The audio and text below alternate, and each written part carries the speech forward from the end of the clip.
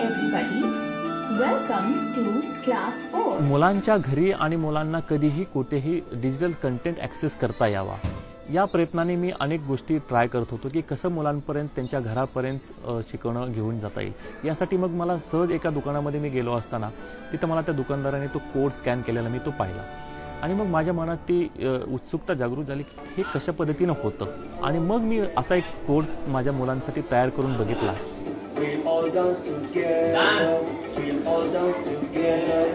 आणि या QR कोडमध्ये त्या पाठाचा आशय डिजिटल स्वरूपामध्ये साठवला।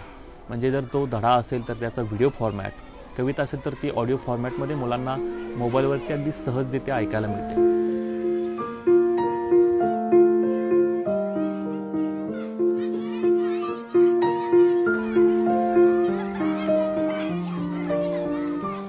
या शाळेतल्या या प्रयोगाची दखल मायक्रोसॉफ्टने या जगप्रसिद्ध कंपनीने घेतली आणि त्यांनी या प्रयोगाला जगातल्या 300 इनोव्हेटिव्ह प्रोजेक्ट्समध्ये स्थान दिलं की जो प्रोजेक्ट मी आता जगभरातल्या 11 देशातील शाळांसोबत आम्ही अशी पुस्तकं तयार करत आहोत। महाराष्ट्र शासनाने देखील आमच्या या प्रयोगाची दखल घेऊन बालभारतीच्या माध्यमातून पूर्ण महाराष्ट्रातील सगळ्या इयत्तांची पुस्तकं देखील आता QR कोडेड फॉर्मॅटमध्ये बनवलेली आहेत।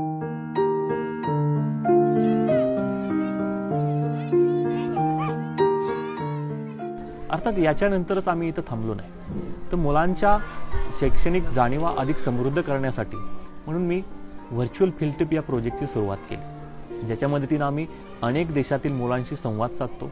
आज आमच्या मुलांना इतर देशातील मुलांशी इंग्रजीतून संवाद साधताना कोणत्याही प्रकारची भीती वाटत नाही। How are you? मराठीतनं सांगा। कसे आहात तुम्ही? Oh wow, me आहे। Okay, how to say in Vietnamese? Tô in khỏe. To in quea. Tô in khỏe. Are we right? Okay, good. आज आम्ही शाळेत व्हिएतनाम या देशाशी संवाद साधला।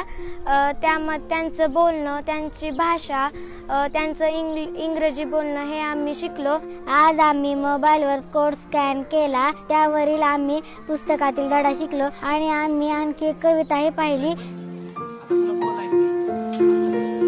सरकारी शाळा म्हटलं की त्या शाळांकडे बघण्याचा समाजाचा दृष्टिकोन हा काहीसा नकारात्मक आहे, पण आज जगभरातल्या किंवा देशभरातल्या अनेक सरकारी शाळा आणि तिथले शिक्षक जीव ओतून काम करत आहेत। अशा शिक्षकांना समाजाने साथ द्यायला हवी आणि शिक्षकांनी देखील काळाची पावलं ओळखून तंत्रज्ञानावर आधारित शिक्षण द्यायला सुरुवात करायला हवी।